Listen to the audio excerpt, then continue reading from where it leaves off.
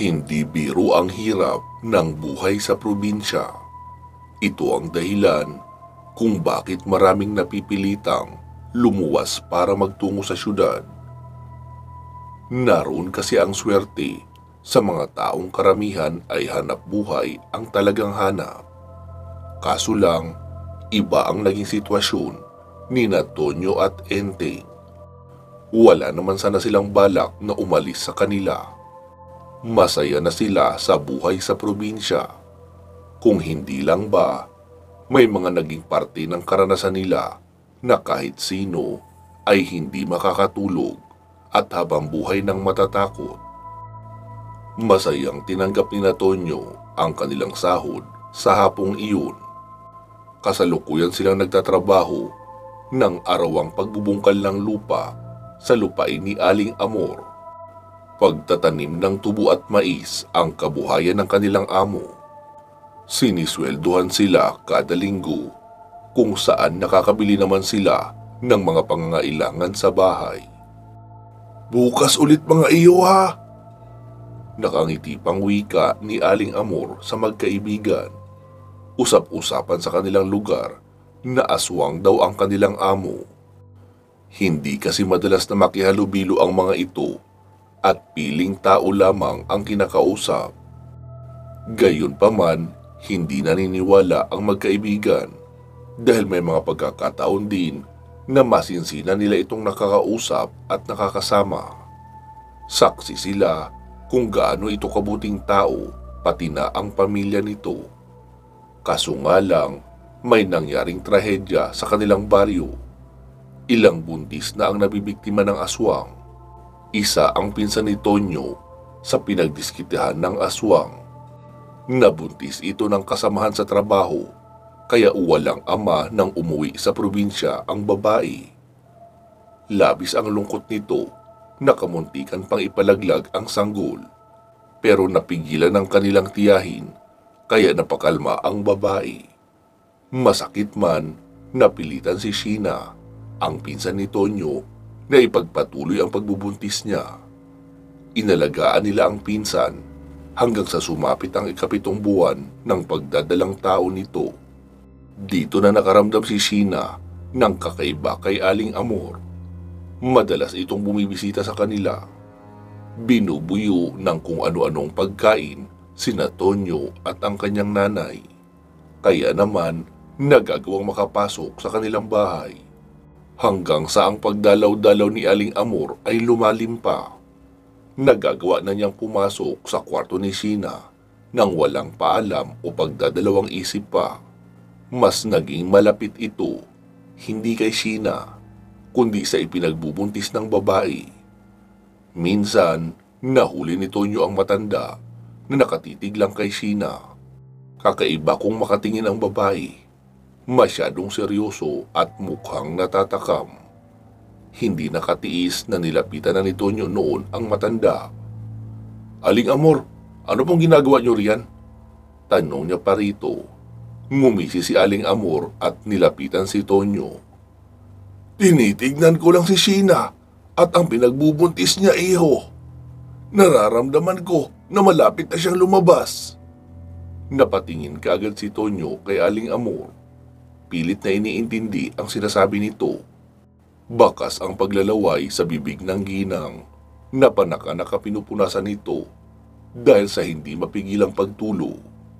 Pansin pa ni Tonyo, sumasama ang pakiramdam ng kanyang pinsan kapag tinititigan ito ni Aling Amor. Panay ang hawak ng babae sa kanyang tiyan at paypay ng paypay. Ito ang dahilan kung bakit hindi na nakapagpaalam si Tonyo kay Aling Amor at inalalayan na ang kanyang pinsan papasok sa loob ng silid nila. "Tonyo, bakit parang tensyonado ka?" Nagtatakang tanong sa kanya ni Sheena na panay pa rin ang pagpapaypay sa sarili at hinahaplos ang kanyang tiyan. "Wala ito, te. Ate, may dala ka bang bawang dyan?" "Wala. Aanin ko naman yung bawang. Hindi naman ako magluluto ng paksiw. Bakit mo naitanong?" "Dapat po, palagi kang may dalang bawang at nakalagay lang sa bulsa mo. Wala ka pa namang suot na pangontra." Hindi kasi maganda ang kutob ko kay Aling Amor. Iba ang tingin niya sa iyo eh. Parang mangangain.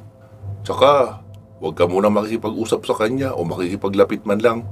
Huwag mong ipahawak ang tiyan mo sa kanya, te. Tumango si Sheena kahit nagtataka. At least natutuwa siya sa kanyang pinsan na may malasakit din sa kanya dahil iniisip nito ang kapakanan niya at ng magiging pamangkin nito. Matanda si Sheena ng 5 taon kay Tonyo. Naging pinsan niya ito dahil magkapatid ang ama ni Sheena at ang inay ni Tonyo. Kaso lang, yumao na din ang mga magulang ni Sheena, kaya nasa puder ni na Tonyo ang buntis. Tinuturing niya itong parang tunay na kapatid na ikinatuwa naman ng nanay ni Tonyo. Maraming salamat sa pag-aalala, Tonyo ha. Napakabait mo. Pati na rin sina tiya at tiyo. Nakangiti niyang wika na ikinatango lang naman ni Tonyo. Para sa kanya, masaya na siya na makitang ligtas ang kanyang pinsan, maging ang dinadala nito. Wala po yun, ate. Paano? Magpahinga ka na po at isarado mo ng mabuti ang mga bintana. Nilagyan ko na din ng mga bawang ang gilid. Kung sakali mang may marinig ka pong ingay, tawagin mo lang ako. Tumango lang si Sheena sa sinabi sa kanya ni Tonyo. Lumabas na nga ang binata at nagtungo sa kusina. Katatapos na maghugas ng platong pinagkainan nila ang kanyang nanay. Nilingon siya nito at nginitian. Oh, Tonyo, nagpapahinga na bang ate mo? Opo, Nay. Nagpapahinga na. Mag-iigib po muna ako ng tubig para sa inumin. Abay, madilim na ah. Magdala ka ng flashlight, baka makatapak ka ng ahas sa daan. Wika pa ng kanyang ina na ikinasang-ayon naman ng binata. Dala ang flashlight, galon at sukbit pa ang itak. Marahan lamang ang hakbang ni Tonyo papunta sa sapa. Doon sila kumukuha ng tubig na pang-inom nila. May tinatawag kasi doon na tubod, kung saan malamig at manamis-tamis ang tubig na nakasanayan na din nilang inumin. Nataong nakasabay naman ni Tonyo ang matalik na kaibigan na si Enteng. Kagaya niya, may dala ding galon at balde ang binata. Habang ang flashlight naman ito ay hindi kagaya sa kanya na hinahawakan lang sa kamay. Ito ay iyong tipong sinasaklob sa ulo. Uy, paring Tonyo, mag-iigib ka din? Oo eh, hindi na ako nakaalis kanina ng bahay dahil naroon si Aling Amor. Nakabantay kay Ate Sheena. Kaya binantayan ko muna. Hindi ko gusto ang pakiramdam ko kapag naroon siya eh. Abay, bakit naman? Hindi ko gusto ang mga titig niya sa ate ko. Masyadong kakaiba at parang may masamang binabalak. Nagpalingon-lingon si Enteng sa paligid saka tumabi sa gilid ng kalsada. Humina din ang boses nito na tila may sasabihing mahalaga sa kanya. Pare, alam mo ba, nanggaling ako sa bahay ni na Aling Amor kanina. Intriga nito na ikinatingin niya sa kaibigan. Oh, ano nangyari? Kwento pa ni Enteng, umiiyak raw na nagpaalam ang kasambahay nilang si Aling Melba dahil kailangan daw nitong umuwi sa kanilang bahay. Pero nang makalayo na raw ang ginang ay nagsumbong ito sa mga kakilala na wag na raw silang magtatrabaho pa uli kina Aling Amor kung ayaw nilang makakita ng kahindik-hindik na bagay na hindi nila pinapangarap na makita. Aswang daw si Aling Amor, paring Tonyo. Puro sanggol pa ang kanya nilalantakan. Kaya pala madalas na namamatay ang mga buntis dito sa atin. Napaatras si Tonyo. Naniniyak ang tono ng pananalita ni Enteng. Alam niya na hindi rin ito nagsisinungaling. Dahil sa nalaman, alam na niya kaagad na nasa bingit ng kapahamakan ang kanyang pinsan. Kailangan niya itong bantayan at bigyan ng pangontra. Kailangan na natin mag-igib kaagad ng tubig para makauwi na ako. Malapit ng mga anak si Ate Sheena. Hindi na siya dapat iniiwan. Saad niya rito kaya napatango na lamang ang kaibigan. Pagka-uwi sa bahay ay nagtaka siya nang marinig ang pagkakagulo sa loob ng kwarto ni Sheena. Tila ba dumadaing ito na may nararamdamang masakit sa katawan. Nang mamataan siya ng kanyang inay, kaagad siyang tinawag nito. Tonyo, puntahan mo na si Mang Domeng. Mukhang mapapanak nang wala sa oras si Ate Sheena mo kapag hindi naagapan. Hysterical nitong sigaw, kaya ganun na lang din ang kanyang pagkataranta. Nagtaka pa siya kung bakit si Mang Domeng na isang albularyo ang ipapatawag, gayong isa namang hilot ang kanyang nanay, at ilang buntis na rin ang tinulungan nitong makapanganak. Nay, hindi ba't 7 buwan pa lamang ang tiyan ni ate?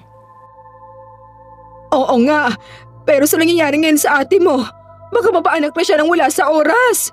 Panay ang pagsusuka niya ng tuloy-tuloy. Hindi mapakali si Tonyo at napasilip siya sa kwarto. Nakita niya kung paano magsuka si Ate Sheena habang sapo ang tiyan nito. Namumula ang kanyang mukha at naglalabasan na ang litid sa leeg sa kakapigil na pagduwal ng sunod-sunod. Halos hindi na nga siya makahinga ng maayos na ayon pa sa kanyang ina ay ilang beses na ding napaihi sa kanyang salawal. Nag-alala si Tonyo kaya kaagad siyang bumalik sa labas para puntahan si Mang Domeng. Salamat na lang at madadaanan niya ang bahay ni na Enteng, kaya para may kasama siya, pinakiusapan niya ang kaibigan na samahan siya nito. Iba kasi ngayon dahil wala ang Tatay Gibo niya na dumayo muna sa kabilang bayan para kunin ang napagbentahan ng maliit na lupain ni Ate Sheena doon. Malaking tulong din iyon sa panganganak nito at konsumo sa bahay nila. Sa kamalas-malasan pa, hindi nila nakausap man lang si Mang Domeng. Dala nang wala pala ito sa bahay nila nang mapuntahan ng dalawa. Ayon sa impormasyon na ibinigay ng anak ni Mang Domeng sa kanila, nasa lungsod raw ang matanda at may ginagamot na kaanak, kaya pababalikin na lamang sila sa susunod na araw. Nanlumos si Tonyo at hindi malaman ang gagawin. Wala pa naman silang ibang kakilalang albularyo na pwedeng makatulong sa kanila. Kaya naman nagmadali na lamang sila sa pagbalik sa bahay. Dumaan pa sila sa may puno ng bagakay para gumawa ng sibat na gagamitin para sa pangontra sa aswang. Habang papalapit sila sa bahay ni Tonyo, naririnig nila ang malakas na huni ng aswang na aali-aligid sa buong kabahayan. Kailangan natin umalerto, Tonyo. Mukhang may aswang na nagbabalak na masama sa pinsan mo. Wika pa ni Enteng. Hinugot ni Tonyo ang kanyang sukbit na itak sa baywang. Hindi siya papayag na malamangan ng aswang. Kailangan niyang malabanan ito at magapi. Kung totoo nga sinasabi mo, may koneksyon nga ito sa pagka-interes ni Aling Amor sa pinsan ko. Kailangan natin siyang masupil para matigil ang pambibiktima niya sa mga buntis. Wika pa ng kaibigan. Tumango naman ito at inihanda ang suub o iyong sibat na yari sa bagakay. Naglakad pa sila hanggang sa makarating na nga sa bakuran. Dito na sila nakarinig ng mga ingay ng pagsigok na tila bababoy, kaya kaagad siyang nakiramdam. Nagmumula ito sa likod bahay, kaya inabangan nila ito sa isang tabi, sa madilim na bahagi ng bakuran. Makalipas lang ang ilang sandali, nakita na niya itong papalapit sa kanilang kinaroroonan. Sigurado sina Enteng at Tonyo na hindi ito normal na baboy, lalo na at nakikita nilang kakaiba ang itsura nito sa mukha. Tila ba paniki na hindi niya mawari. Gayunpaman, talagang hindi nagpakakampante si Tonyo. Pagdaan na pagdaan nito sa kanyang harapan, walang babalang sinaksak niya kaagad ang malaking itim na baboy. Umatungal ito na parang baka at kay bilis na kumaripas ng takbo papalayo. Sigurado si Tonyo na sugatan niya ang likod ng aswang na nasaan yung baboy. Ang kailangan niya lang bantayan ay kung talaga bang si Aling Amor iyon. Pumasok sila sa loob ng bahay at nadatnan ang nanay ni Tonyo na pinupunasan ng telang may maligamgam na tubig ang noo ng buntis na pinsan. Kanina pa raw kasi ito inaapoy ng lagnat.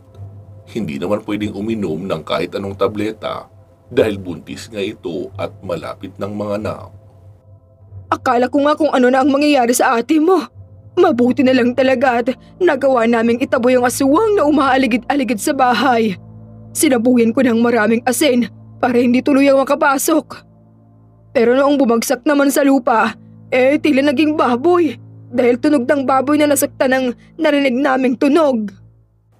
Mahabang paliwanag pa ng kanyang nanay. Sumang-ayon naman si Enteng at sinabi sa nanay ni Tonyo na iyon din ang nakita nila. Kinakabahan naman na sinabi ni Tonyo na sinaksak niya ang aswang. Napilitan siyang gawin iyon dahil nararamdaman niyang nasa panganib ang pamilya niya. Ipinaliwanag ni Tonyo na wala sa bahay nila ang albularyo kaya walang nakasamang mangdoming sa kanila. Kinabukasan, kumalat ang balita ng pagkakasugod ni Aling Amor sa ospital. Dala nang nahulog daw ito sa kama at may nahigaang matalim na bagay. Nagkailingan sina Tonyo at Enteng habang naglalakad para dumalaw sa bahay ni na Aling Amor. Ngunit kaysa sama ng tingin sa kanila ng dalawang anak ng ginang. Wala dito si nanay. Nasa ospital. Kapag may masamang mangyari sa kanya, babalikan namin kayo. Bulong lamang iyon pero narinig ni Tonyo at ikinasama ng loob niya. Kaya naman napilitan siyang sumagot sa mga anak nito.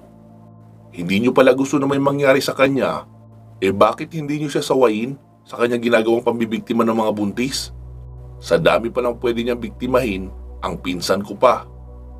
Angil sa kanila ni Tonyo.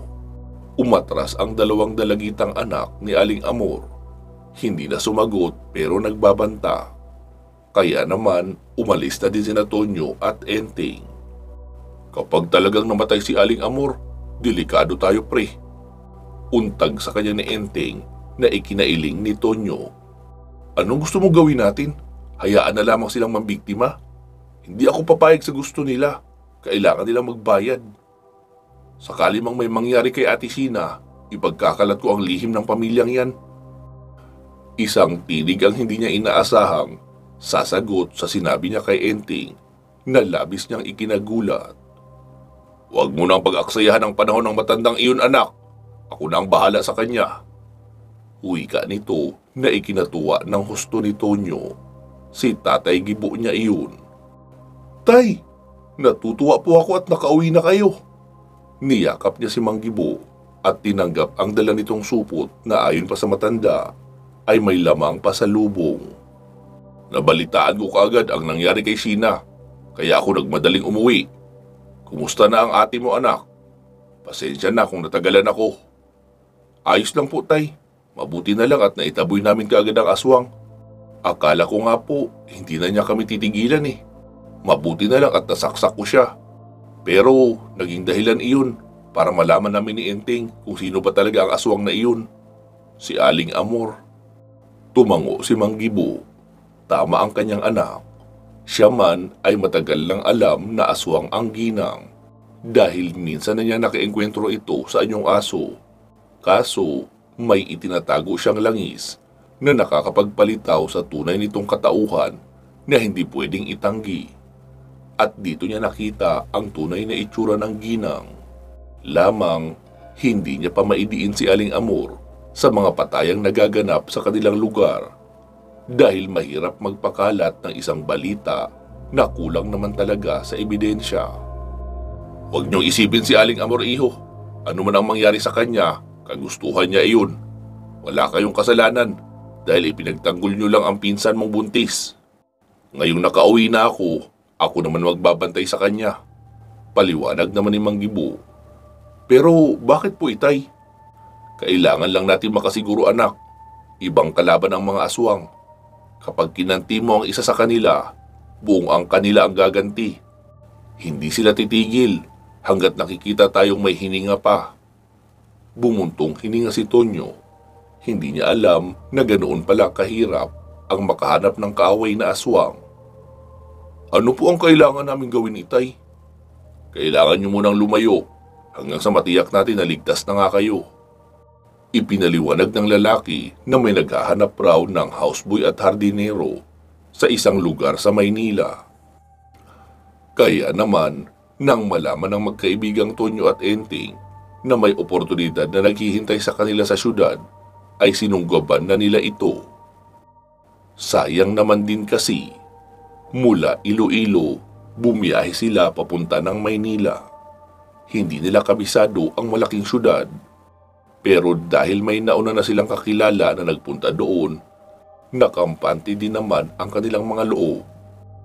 Alam nilang hindi sila papabayaan ni Mang Taring. Kapitbahay nila si Mang Taring sa probinsya. Sa katunayan, matagal na din na namamalagi sa Maynila si Mang Taring at may sarili ng bahay doon. Isa itong taxi driver. Wala namang napapabalitang delikado o problema ang matanda, kaya nagkayayaan ang dalawang binatilyo na magtungo nga roon. Vincent, Anthony, mag-iingat kayo doon ha. Huwag na huwag kong mababalitaan mula kay Mang Taring na nagiging pasaway kayo. Paalala sa kanila ni Mang Gibo, ang tatay ni Tonyo. Tumango ang dalawa habang bitbit ang kanilang mga gamit. Sakay ng bus pa Maynila ang dalawa. May kahabaan ang biyahe pero ayos lang. Kanina bago sila umalis, pinagbalot pa sila ni Mang Gibo ng adobong manok. Maayos din nakapagpaalam si Tonyo sa kanyang inay at ate Sheena. Basta, mag-iingat kayo roon, bunso ha. Balitaan mo kami dito palagi sa mga magaganap sa inyo doon. Wika ni Sheena na ikinatango ni Tonyo. Ano kayang itsura ng Maynila, no? Inosenteng tanong pa ni Enteng. Kahit minsan, hindi pa sila nakakapunta doon. Bagamat ayon sa mga sabi-sabi ng ilang kakilala nila na nakarating na doon, malaking syudad raw ang Maynila. Sa pagkakaalam nila, sa Santa Mesa nga daw nakatira ang kanilang kapitbahay. Hindi naman nangangamba si Tonyo dahil may dala silang dikipad na cellphone kung saan panay ang pagpapalitan nila ng mensahe ni Mang Taring bilang update kung nasa ang bayan na sila napapadaan. Binili ito ni Mang Gibo sa isang kakilalang kauuwi lang galing Maynila na gustong magpalit ng aparato, kaya kahit may kalumaan na ay binayaran na lamang agad. Salamat na lang at hindi mahiluhin sa biyahe ang dalawa. Na-enjoy nila ang magandang tanawin na kanilang nadaraanan. Mas lalong nananabik si Tonyo nang mapagtantong tinatahak na ng bus na sinasakyan nila ang kahabaan ng expressway. Ipinaalam na kasi sa kanila ng konduktor na malapit na silang bumaba. Oo nga pala, Tonyo, anong sabi sa'yo ni Mang Taring? Susunduin niya ba tayo sa bus station? Tumango si Tonyo. Oo naman. Kadarating lang natin eh. Mamaya, maligaw pa tayo. Wala pa naman akong kaalam-alam sa pasikot-sikot sa lugar na yun. Habang papalapit ng papalapit ang dalawa sa kanilang bababaan, mas lalong dumarami ang mga plano na kanilang gagawin. Kesyo mamamasyal kapag kabisado na ang lugar, aalamin ang pasikot-sikot para hindi sila maligaw. Araw pa naman ng Sabado. Magpapahinga muna sila ng isang linggo bago tumuloy sa trabaho.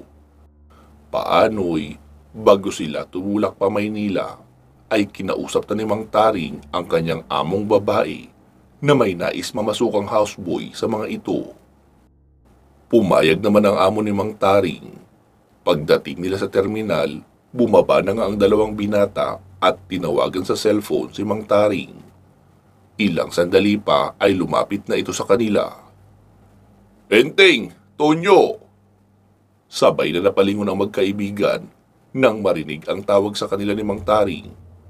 Namataan nila ang papalapit na lalaki. Uy, Mang Taring! Paunang bati pa ni Enteng. Kumusta po? Masigla naman na wika ni Tonyo. Natawa si Mang Taring. Kayo ang dapat kong tanungin yan. Kumusta ang biyahe nyo? Hindi ba naman kayo napagod? Magkasabay na umiling ang dalawang binata. Ayos naman po kami, Mang Taring. Dinala sila ng lalaki sa minamaneho nitong kotse at pinasakay. Ilang sandali lang, dahan-dahan ang umuusad ang sinasakyan nila. Halos humalik na ang dalawa sa magkabilang bintanang kinapwepwestuhan nila. Tuwang-tuwa sa mga nakikita.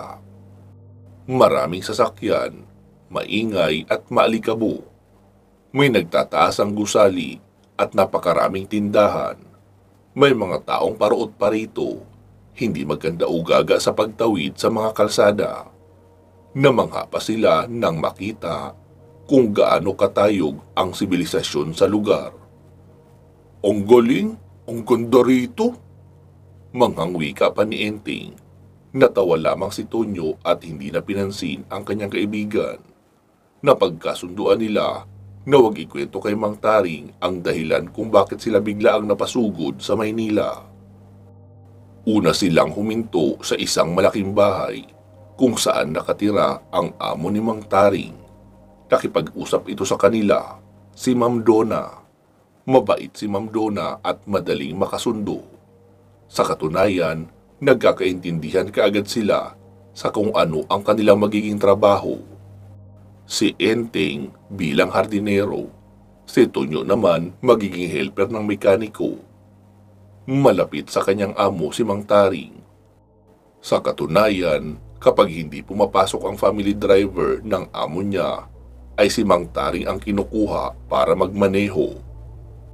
Sa mga regular na araw ay namamasada siya at naghahatid ng boundary sa tahanan ng amo niya, kung saan nasa unahan lang din ng bahay na pinagpaparadahan niya ng taxi.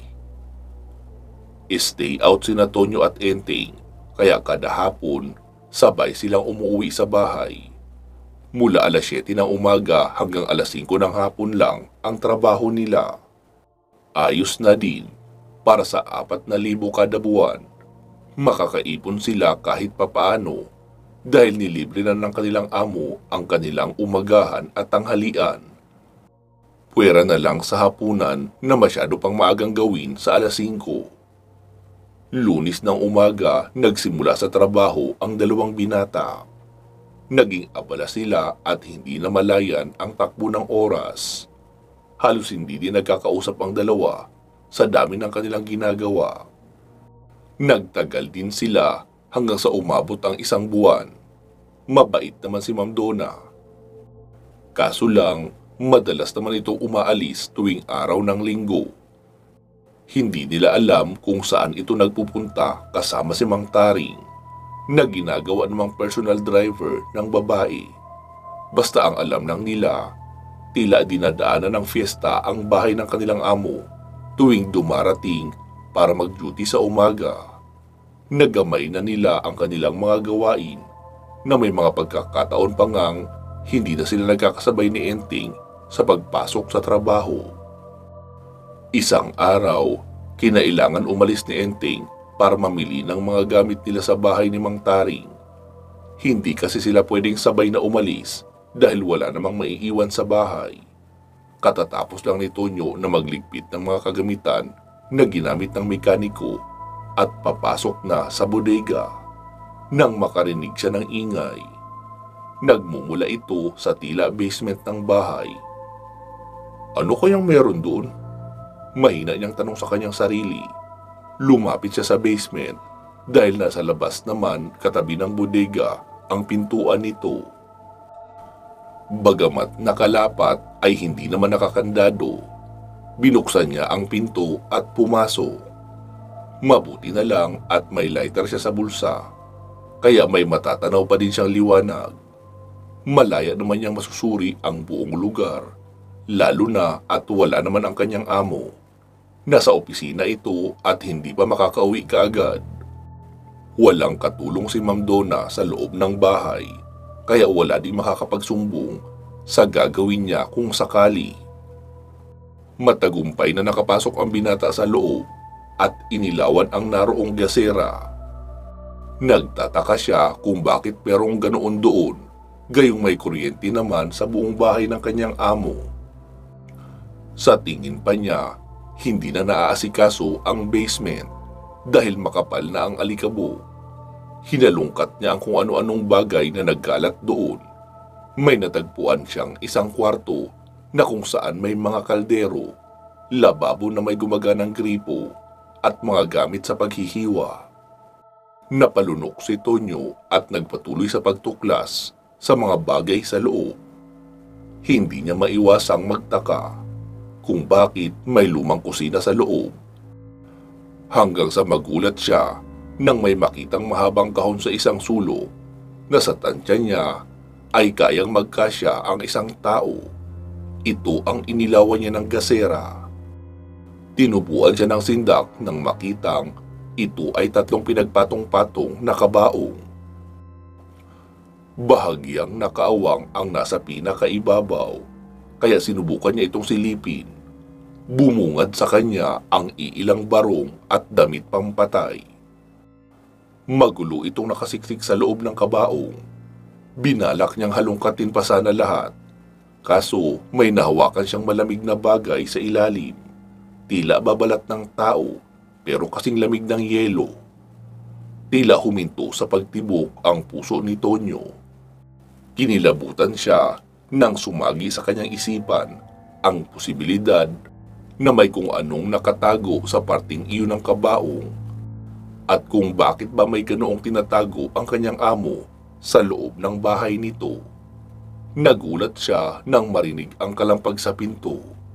Halos atakihin na siya sa puso sa kaba. Kaya nagmamadali naman siya na umalis sa lugar na iyon. Mabuti na lang at si Enting lang pala ang dumating. Nagtataka ang mukha nito nang mapaharap sa kanya. "Uy, pare, ano nangyari sa'yo?" Takang tanong nito.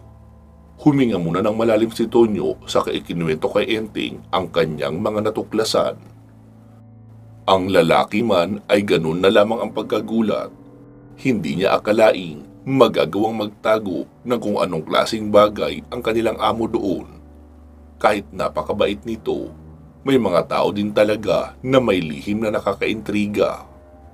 Dahil may pinagdaanan na sila kay Aling Amor, naging alerto na din sila. Hindi na rin ikinuwento ng dalawa ang nalaman kay Mang Taring. At baka masamain pa nito ang kanilang mga ibabahagi. "Kailangan nating malaman pare kung ano ang tinatago ni Ma'am Donna." "Ano, tutulungan mo ba akong tuklasin iyon?" tanong ni Tonyo sa kaibigan. "Oo naman, kailan ba natin gagawin yan?" "Bukas na, day off naman natin eh. Pero nasa trabaho pa din si Ma'am. Hindi na nila malalaman na pumasok tayo ng palihim sa basement." Inihanda na nila ang gagamitin at kung saan daraan. Nakakita sila ng hagdan na pwede nilang akyatan, pati na magagamit na flashlight at kung ano-ano pa. Kinabukasan nga, nagpaalam ang dalawa kay Mang Taring na mamamasyal muna. Pumayag naman ang matanda dahil ito man ay aalis din. May lakad daw sila ni Ma'am Donna at madaling araw na makakabalik, kaya sila na daw muna ang bahala sa bahay kapag nakauwi sila ng mas maaga. Pasado 9:00 nang umalis si Mang Taring na sinundan naman kaagad nila Tonyo at Enting. Kagaya nga ng hinuha nila, kinuha na namang personal driver ng babae ang kanilang kapitbahay. Pagkalis ng dalawa, lumibot sila sa may likod bahay na alam nilang safe pasukan. Bukod doon ay may hagdanan pang inihanda ang magkaibigan na aakyatan nila kung sakali mang kailangan na nilang umalis. 6:00 na nang pumasok sila sa loob ng bakuran ni na Ma'am Donna. Walang ilaw dahil wala namang makakapagpaliwanag niyon, lalo na at nasa loob ng bahay ang plangka. "Dumiretso na tayo sa basement." Mahinang wika ni Tonyo, kaya sinundan naman siya kaagad ni Enting. Mabuti na lang nakapasok sila ng walang kahirap-hirap. Masyadong kampante si Ma'am Donna na walang sino man ang uungkat sa kanyang lihim dahil hindi malang nito kinandado ang pintuan ng basement. Ilang sandali pa, nakatayo na ang dalawa sa harapan ng 3 magkakapatong na kabaong. Napagtulungan nilang tignan ang laman noon. Mga lumang gamit ng hindi nakikilalang babae ang nasa una. at pinakailalim ng kabaong. Karamihan sa kanila mga taga-probinsya yata dahil may mga larawan na kuha ang mga babaeng ito sa probinsya. May mga personal na damit at kung ano-ano pang mga gamit sa loob na mula sa iba't ibang may-ari. Napaka-weirdo naman itong si Ma'am. Bakit kabaong pa talaga ang nilagyan niya ng mga gamit na to? Tanong naman ni Enteng. Wala akong ideya pre, pero iba ang kutob ko. Para bang may pagkakahawig ito sa nararamdaman ko noong inaabang natin si Aling Amor habang umaaligid siya sa bahay namin. Matapat niya pang wika. Naniniwala ka ba talagang aswang si Ma'am Donna? Abay malay natin. Muli nilang niligpit ang mga hinalungkat at pinuntirya naman ang ikalawang kabaong. Mga panghiwa naman at mga garapon ang nakita nila roon. Kaya iyon mabigat dahil may mga laman na isa-isa nilang sinuri. Muntikan pang mabasag ni Enteng ang isa sa mga garapon na may lamang mga mata. Diyos ko! Bakit may ganito si Ma'am Donna? Gimbal na tanong ni Enteng sabay balik ng garapon sa kabaong. Abay iwan ko, ako man ay nagulat din. Pero bago tayo magtaka, ibalik na muna natin ito, baka mahuli pa tayo. Wika pa ni Tonyo. Pasado 9:00 nang maisipan nilang magtago. Hinanap nila ang pinakasulo kung saan pwede silang sumiksik at doon mag-obserba. Pasalamat na lang sila dahil hindi malamo. Mag-alas 12 na ng hating gabi nang marinig nila ang pamilyar na ugong ng sasakyan ni Ma'am Donna. Nakarinig sila ng mga yabag palakad sa loob ng basement. Tapos may pumasok na 6 na katao. May dala silang panibagong kabaong. Pakilapag na lang dyan, Manong, sabi pa ni Ma'am Donna. Kaya inilapag na nga ng 6 na kalalakihan ang kabaong sa may sahig. May pinirmahan pa kung anong papel ang babae, saka umalis ang 6 na animoy mga taga-funeral services. Tuwang-tuwa naman na lumapit si Mang Taring sa kanyang among babae. Ma'am, baka naman po, pwedeng ipagkatiwala niyo na sa akin ang atay kahit ngayon lang. Matagal na ako sumasama sa inyo pero hindi niyo man ako binabahaginan ng atay. Pakiusap ni Manong Taring. Napakunot noon naman ang 2 binata na tahimik na nakaabang sa madilim na bahagi. Naghintay sila at nakinig hanggang sa buksan ni Ma'am Donna at Ma'am Taring ang kabaong. Gayon na lang ang gulat ng 2 binata nang makitang isang bangkay ang laman ng nasabing kahon. Ikaw talaga, Mang Taring. Sige na nga, ibibigay ko na sa iyo ang atay. Basta yung pakiusap ko ha, tuparin mo. Gusto ko talaga ang 2 batang iyon, sina Enteng at Tonyo. Parehong masipag. Kaya ang magagawa lang natin ay hawaan sila ng pagkaaswang nang wag nang umalis sa puder ko. Nanlaki ang mga mata ng 2 binata. Hindi makapaniwala sa kanilang narinig. Tila ba may kung anong malaking kahoy silang pinalo sa kanilang ulo, kaya sila nagising sa katotohanan. Aswang ang kanilang among babae. Isa itong balbal kung aalamin ng malinaw ang lahing pinagmula nito. At malamang baka nga nahawaan na lamang si Mang Taring, kaya ito kumakain na ngayon ng tao.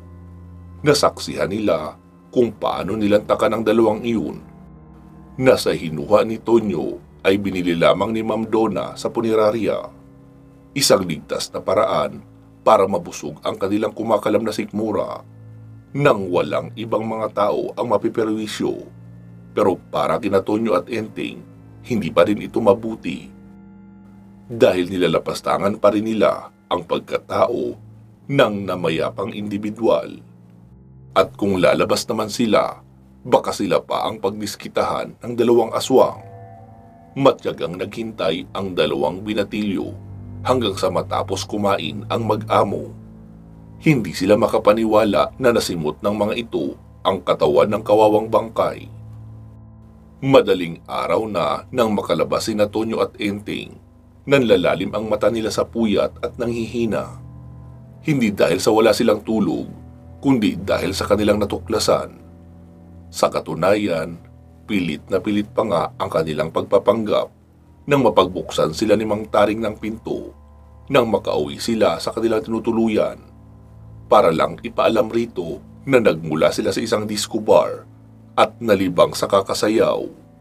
Kakausapin na sana sila ni Mang Taring. Subalit swerte na kung tatawagin nang dumating naman si Mang Gibo, ang tatay ni Tonyo, at ipinaalam kay Tonyo na nakapanganak na ang kanyang ate Sheena. Maliban doon, nabalitaan nilang namatay na si Aling Amor at umalis na ang mag-anak ng Ginang sa kanilang bayan at lumipat na raw sa ibang lugar. Kailangan nilang umuwi para may makatulong ang kanyang ama sa hanap buhay. Wala namang nagawa si Mang Taring nang sabihin ni Mang Gibo na iuwi niya na ang dalawa. Nagpaalam pa ang dalawa sa kanilang among si Ma'am Donna, pero hindi nila sinabing hindi na sila babalik pa roon. Sinabi lang nila na may emergency sa probinsya kaya sila kailangan. Sinabi naman ng among babae na bumalik sila kaagad dahil kailangan sila nito. Malaki raw ang tiwala nito sa kanila at ayaw na maghanap pa ng ibang taong kukuning trabahador para sa bahay. Tumango lang ang dalawa at hindi na sumagot pa. Gustuhin man nilang manatili sa trabaho roon dahil inalok sila ng mas malaking sahod pagbalik, pero alam nilang hindi na pwede. Hindi naman kasi talaga ang pangkaraniwang serbisyo nila ang kailangan nito, kundi ang hawaan sila ng pagkaaswang at maging tauhan panghabang buhay. Doon nila napagtanto na kahit saan pala ay meron talagang aswang, mapaprobinsya man o syudad. Wala ring kinalaman sa estado ng buhay, mapamayaman man o mahirap. Kaya sa lahat ng pupuntahan ay dapat palaging ibayo ang pag-iingat at maging mapagmatsyag para hindi mahawaan ng pagkaaswang. Wakas, naway inyong nagustuhan ang ating kwento sa araw na ito mga katribo. Sana ay pakinggan nyo rin ang iba pa nating mga kwento rito na hindi nyo pa napapakinggan. Malaking tulong na iyon sa ating munting channel at sa proyekto nito. Maraming salamat sa inyong pakikinig. Mag-iingat po kayo palagi at hanggang sa muli.